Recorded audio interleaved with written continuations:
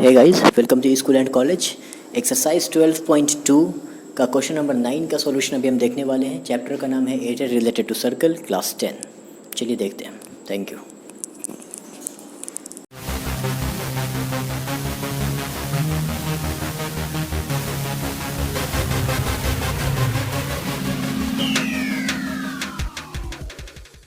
Question number 9 के solution देख लेते हैं। क्वेश्चन नंबर 9 में कह रहा है, a brooch is made with silver wire in the form of a circle with diameter 35 mm. The wire is also used in making 5 diameter which divides the circle into 10 equal sector as shown in the figure. अच्छा, figure भी mention है, figure भी दिया हुआ है।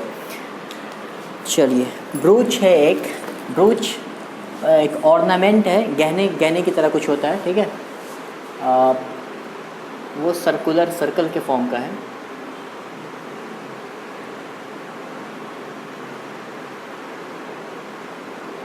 ठीक है, ये सेंटर है। अब साथ में ये कह रहा है कि इसमें जो है the wire also used 5 diameter which divides, इसमें 5 डायमीटर है, ठीक है। 1 2 3 4 और ये मान लेते हैं 5। कुछ इस तरह से 5 डायमीटर है कि ये जो अलग अलग सेक्टर बन रहा है सब का एरिया इक्वल है, ठीक है। A brooch is made up with silver wire in the form of, देखिए सिल्वर वायर से बना हुआ है, ये पूरा ब्रोच जो है सिल्वर वायर से बना हुआ है। यहाँ से ये सरकमफ्रेंस भी सिल्वर वायर से और 5 जो डायमीटर है वो भी सिल्वर वायर से, इन the form of a circle with the diameter 35 mm। ठीक, चलिए तो गिवन क्या है,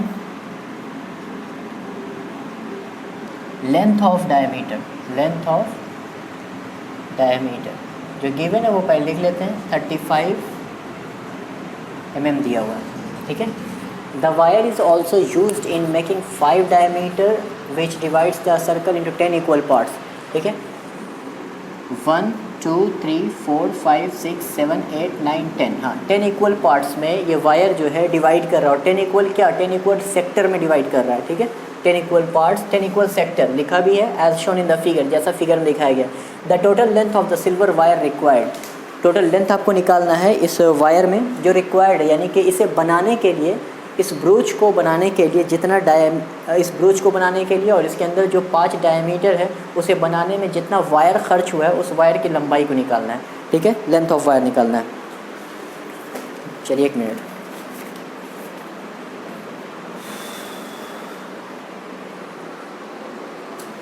चलिए देखिए कैसे बनेगा। आपको पता है सर्कल भी रहता था और सर्कल कितना लंबा है, लेंथ पेरीमीटर याद है आपको, पेरीमीटर लंबाई तो होती है किसी चीज़ की, यानी कि स्क्वायर कितने लेंथ से मिलकर बना हो तो उसे पेरीमीटर कहते हैं। और सर्कल में वो टर्म जो है पेरीमीटर इस्तेमाल नहीं होता, ठीक है, वो सरकमफ्रेंस इस्तेमाल होता है। यानी कि सर्कल किसी भी मटेरियल का मतलब किसी भी मटेरियल से बना हो, किसी भी मटेरियल से मिलकर बना हो, यहाँ से यहाँ तक की लेंथ आपको अगर निकालनी है सर्कल की, उसी को तो सरकमफ्रेंस कहते हैं। सरकमफ्रेंस होता है क्या, किसी भी एक पॉइंट से यहाँ तक के पूरे पॉइंट का पूरा डिस्टेंस जो होता है वो सरकमफ्रेंस होता है, ठीक है। तो कहाँ वायर खर्च हुआ है, एक सरकमफ्रेंस बनाने में, यानी कि सरकमफ्रेंस अगर हम इसका निकाल लें तो वो वायर की लंबाई निकल जाएगी। और 5 डायमीटर में खर्च हुआ है, 5 डायमीटर को खींचने में, बनाने में वायर खर्च हुआ तो 5 डायमीटर की लेंथ और सरकमफ्रेंस की लेंथ को ऐड कर देंगे, आपका वो निकल जाएगा टोटल लेंथ। तो सॉल्यूशन यहाँ से स्टार्ट हो गया है फर्स्ट पार्ट का, ठीक है। क्या लिखना है, the total length of the silver wire required equal to circumference of circle plus 5 into length of diameter. जी समझ में आई बात, यानी कि एक डायमीटर का जो लेंथ होगा उसको 5 से मल्टीप्लाई कर देंगे तो 5 डायमीटर का लेंथ निकल जाएगा। आप इक्वल के सामने इक्वल लिखना। सरकमफ्रेंस का फॉर्मूला क्या होता है, 2πr या πd भी लिख सकते हो आप, ठीक है। इसमें पाई की जगह 3.14 कह रहा है क्या लेने के लिए, जब तक नहीं कहे आप नहीं लेंगे, 22/7 लेंगे। इसमें पाई की जगह कुछ नहीं कह रहा है तो 22/7 ले लेंगे, ठीक है। 2πr plus 5 into length of diameter. Length of diameter कितना दिया हुआ है 35 mm, 35 mm, 2 pi r 2 length of diameter यदि लिखा हुआ है ना, तो आप चाहो तो यहाँ पर पाई डी भी पुट कर सकते हो, लेकिन रेडियस ही पुट कर देते हैं, कोई नहीं। तो देखो लेंथ ऑफ डायमीटर है, तो length of radius, length of radius क्या हो जाएगा, डायमीटर का आधा होता है, 35/2 mm हो जाएगा, ठीक है। 2 × पाई की जगह पर 22/7, आर की जगह रेडियस की जगह क्या हो जाएगा 35/2, ठीक है। ये कैंसिल हो रहा है इसलिए हमने 35/2 रख दिया। अब 35 भी वैसे कैंसिल हो जाता, कोई इशू नहीं, पाई डी कोई नहीं। देखिए 5 × 35 क्या हो जाएगा, कैंसिल हो गया, 5 5 ज़ा 20, कैंसिल हो गया नहीं, मल्टीप्लाई हो गया, सॉरी। 5 5 ज़ा 25 का 5 2 कैरी, 5 3 ज़ा 15 और 175, ये 2 से ये 2 कैंसिल हो गया, 7 1 ज़ा 7, 7 5 ज़ा 35।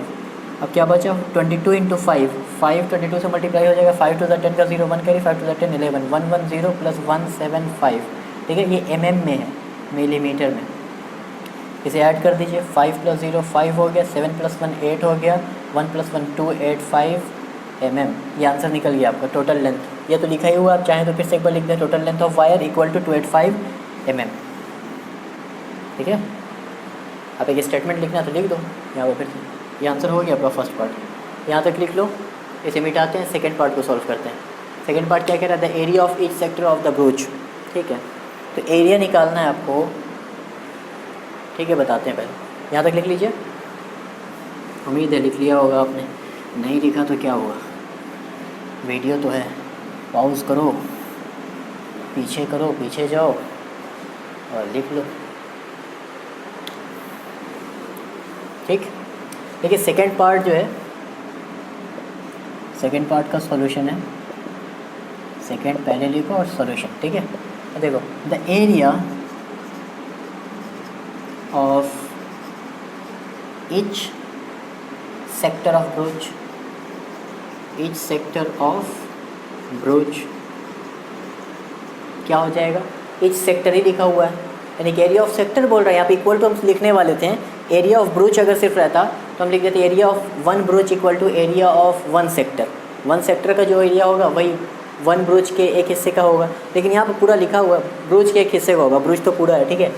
Broach is made up of, पूरा ब्रोच ही है, लेकिन लिखा हुआ the area of each sector of broach, एक सेक्टर का एरिया क्या होगा, ठीक है। तो ये लिखने से पहले, इसको लिखने से पहले आप ज़रा एंगल निकाल लो कि angle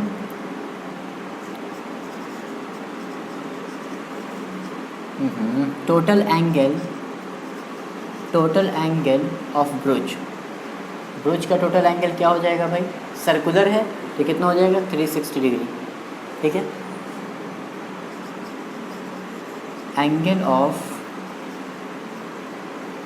each sector of broach, broach के हर पार्ट का एंगल, हर सेक्टर का एंगल कितना हो जाएगा, तो कितना सेक्टर है, तो टोटल 360 तो सबका था, टोटल कितना सेक्टर है, 10 हिस्सों में डिवाइड हुआ, 10 सेक्टर है ना, 10 हिस्सों में डिवाइड हुआ, अपॉन डिवाइड 10 कर देंगे, तो कितना हो गया 36 डिग्री, ये आपका एंगल आया।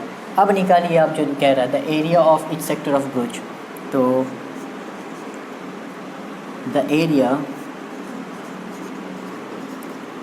Of each sector of brooch equal to क्या हो जाएगा, theta upon 360 into pi r square. Sector का एरिया का फॉर्मूला लग जाएगा और कुछ नहीं है, ये क्या है 36, थीटा की जगह 36 है, theta upon 360 into pi r square, pi की जगह 22/7, आर स्क्वायर बोले तो क्या हो जाएगा, रेडियस कितना है आपका, डायमीटर कितना था 35, 35 का आधा हो जाएगा 35/2, 35/2 इंटू 35/2, ज़रा ध्यान से आप कैंसिल कर दें, 36 मतलब 36, 36 10 टाइम में 360, 360 हो जाएगा, ठीक है। अब देखिए 7 1 7, 7 5 35, 5 1 5, 5 2 10, 2 1 2, 2 1 2, 2 1 2, ठीक है। क्या बच गया, अब आप नीचे में लिखना, मैं इस तरफ लिख रहा हूँ, क्या रह गया, यहाँ तो पूरा कैंसिल, ये 11 बचा, और कैंसिल हो रहा है क्या, कुछ नहीं हो रहा है, ये 11 है, मल्टीप्लाई 35 और नीचे में क्या है 2 × 2, यानी ये क्या हुआ 4, इन दोनों को मल्टीप्लाई कर दीजिए और 4 से डिवाइड कर दीजिए, ठीक है। तो ये क्या हो जाएगा 350 10 बार में और 35 385 डिवाइडेड बाई 4। ठीक है, 4 से डिवाइड कर दीजिए 385 को। 385 4 9 36, 8 - 6 2, 5 4 6 24, 5 - 4 1, 0.0, 4 2 8 और 4 5 20। ठीक है, 96.25 और mm है ना, मिलीमीटर में है ना, mm में 96.25 क्या हो गया 96.25 millimetre square the area of each sector of broach. नीचे में आप ये लिखेंगे, फिर ये स्टेप, इसके बाद यहाँ पर लिख देना आप 96.25 मिलीमीटर स्क्वायर। ठीक है,